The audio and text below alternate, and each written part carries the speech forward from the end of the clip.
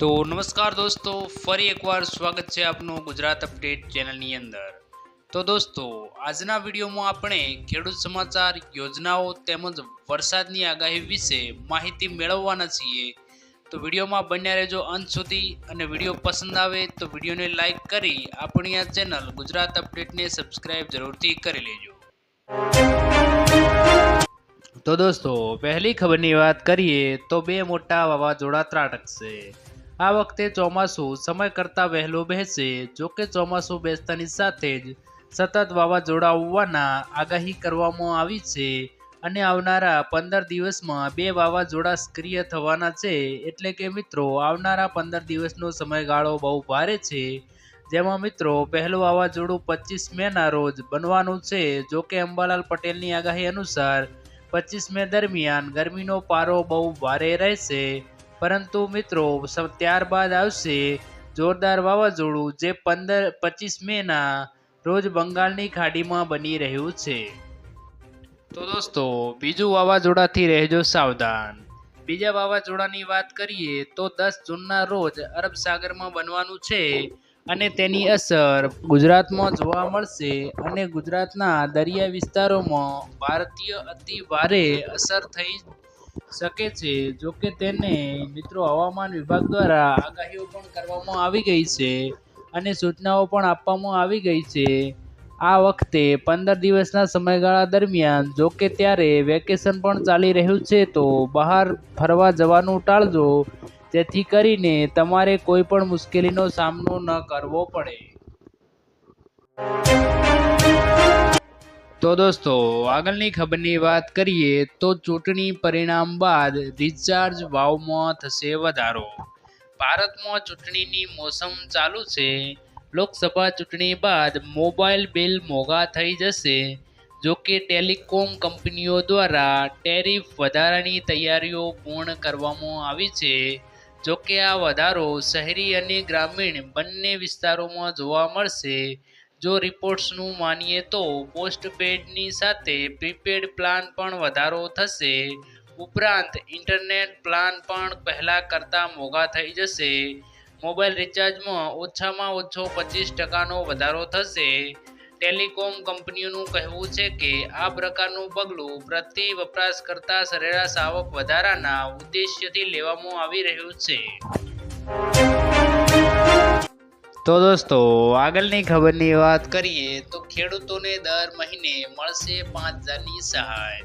જો તમે નિવૃત્તિ પછી એટલે કે 60 વર્ષ પછી દર મહિને માત્ર 210 રૂપિયા જમા કરીને મહત્તમ 5000 રૂપિયા પ્રતિ માસ પેન્શન મેળવી શકો છો, અને આ સરકારી યોજનાનું નામ છે અટલ પેન્શન યોજના, જેમાં દર મહિને ખાતરીપૂર્વક પેન્શન આપવામાં આવે છે। વર્તમાન નિયમો અનુસાર જો તમે મહિને 5000 રૂપિયા પેન્શન મેળવવા માંગતા હોવ તો તમારે દર મહિને 210 રૂપિયાનું રોકાણ કરવું પડશે, અથવા તો જો તમે દર મહિને 1000 રૂપિયા પેન્શન મેળવવા માંગતા હો તો તમારે દર મહિને માત્ર 42 રૂપિયાનું રોકાણ કરવું પડશે। જ્યારે આ યોજના 60 વર્ષ સુધી રોકાણ કરવાનું હોય છે। તો દોસ્તો, આગળની ખબરની વાત કરીએ તો માનતા ન ફળી તો મંદિર સળગાવ્યું। રાજકોટ અમદાવાદ હાઈવે ઉપર આવેલ જીયાણા ગામમાં આવેલ 3 મંદિર આગ લગાડાઈ હતી। જોકે મંદિરો સળગાવી નાખનાર આરોપી માજી સરપંચ હોવાનું સામે આવ્યું છે। તેણે કોઈ માનપાત્ર માની હતી, અને ઘણો સમય થતાં માનતા ન ફળતા તે ગુસ્સે ભરાયો હતો, અને તેથી તેણે મંદિરોમાં આગ લગાડી તોડફોડ કરી હોવાની પોલીસે પૂછપરછમાં કબૂલાત કરી હતી। તો ત્યારબાદ જોઈએ તો મિત્રો, ખેડૂતોને મળશે દર મહિને 3000નું પેન્શન। ખેડૂતોને પીએમ કિસાન માનધન યોજના અંતર્ગત ખેડૂતોને પેન્શન યોજના આપવામાં આવે છે, જેને કિસાન પેન્શન યોજના તરીકે ઓળખવામાં આવે છે। 18 થી 40 વર્ષની વય જૂથના ખેડૂતોને આ યોજનામાં અરજી કરે છે। જ્યારે આ ખેડૂતો 60 વર્ષના થાય છે ત્યારે સરકાર લાભાર્થી ખેડૂતના ખાતામાં દર મહિને 3000 રૂપિયાનું પેન્શન ટ્રાન્સફર કરે છે। સારી વાત કરીએ તો ખેડૂતોને પીએમ કિસાન સન્માન નિધિ યોજનાનો લાભ પણ લઈ રહ્યા છે, તો તેમને મિત્રો 5000 રૂપિયા ખાતામાં જમા કરવામાં આવશે। તો દોસ્તો આગળની ખબરની વાત કરીએ તો દેવા માફીના મોટા સમાચાર. ખેડૂતો માટે પાક વીમા યોજના અને દેવા માફીને લઈને મોટા સમાચાર સામે આવ્યા છે.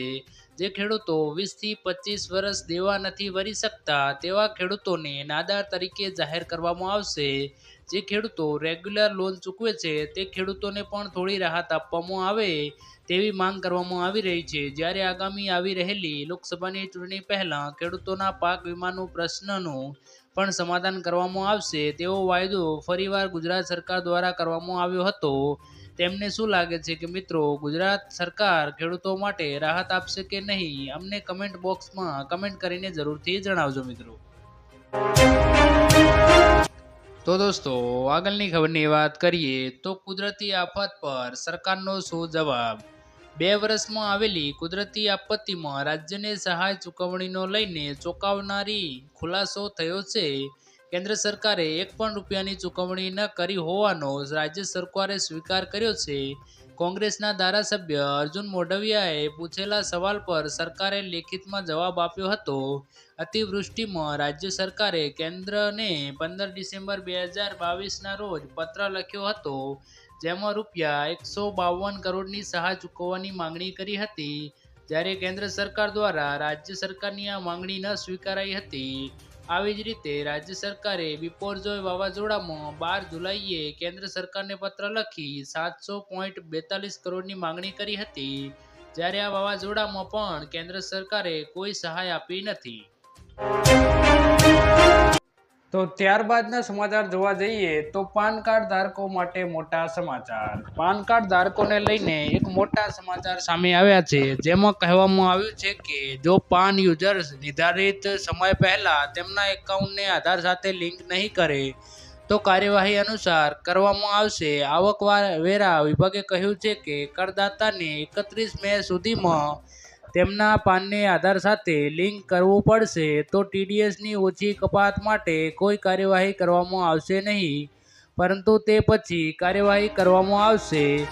આવકવેરાના નિયમો મુજબ પાન બાયોમેટ્રિક આધાર સાથે લિંક ન હોય તો લાગુ દરમાં બમણા દરેક TDS કાપવામાં આવશે.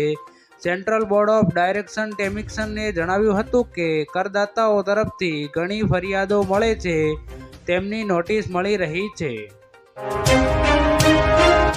તો દોસ્તો આગળની ખબરની વાત કરીએ તો ચૂંટણી પૂરી થતાં ખેડૂતોમાં નિરાશા. ચૂંટણી મિત્રો પૂરી થઈ ગઈ છે ત્યારે હવે ખેડૂતો ભાઈઓની આશાઓ હતી કે તે નિરાશાઓમાં ફેરવાઈ ગઈ છે. કેમ કે મિત્રો ખેડૂતોને એવું હતું કે ગુજરાતમાં ચૂંટણી ચાલી રહી છે એટલે મત મેળવવા માટે સરકાર દેવા માફ કરી એમને રાહત આપશે, પરંતુ તેની સરકાર દ્વારા કોઈ પણ જાહેરાત કરવામાં આવી નથી.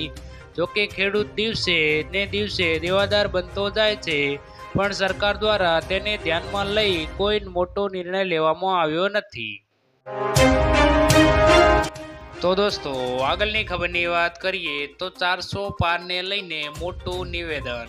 કેન્દ્રીય મંત્રી અમિત શાહે એક ઇન્ટરવ્યુમાં જણાવ્યું હતું કે લોકસભા ચૂંટણીના ચોથા તબક્કામાં સૌથી વધુ ફાયદો NDAને મળશે.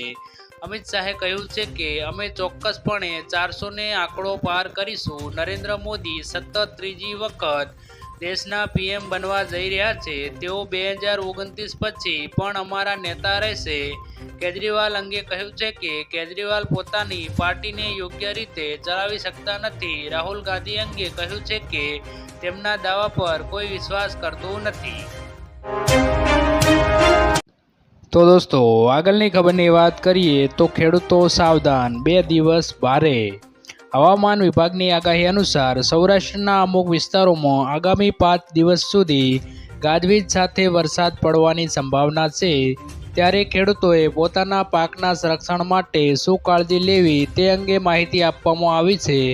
સૌરાષ્ટ્રના કેટલાક વિસ્તારોમાં આગામી તારીખ 14, 15, 16 અને 17 મે દરમિયાન છૂટાછવાયો હળવો વરસાદ પડવાની હવામાન વિભાગ દ્વારા આગાહી કરવામાં આવી છે. ત્યારે ખેડૂતોએ પોતાના પાકના સંરક્ષણ માટે કેટલીક કાળજી લેવી જરૂરી બને છે.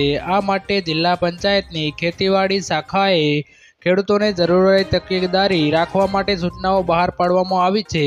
કમોસમી વરસાદથી થતા પાકને નુકસાનથી બચવા માટે ખેડૂતોને ખેત ઉત્પાદિત પાક ખેતરમાં કાપણી કરેલ પાક ખુલ્લા હોય તો તેને તાત્કાલિક સલામત સ્થળે ખસેડવાની કાર્યવાહી કરવી અથવા તો પ્લાસ્ટિક કે તાડપત્રી દ્વારા યોગ્ય રીતે ઢાંકી દેવું અને ઢગલાની ફરતે માટીનો ફાળો બનાવી વરસાદનું પાણી ઢગલાની નીચે ન જતું અટકાવવામાં આવે છે। તો મિત્રો ખેડૂતે સાવધાન રહેવું જરૂરી છે।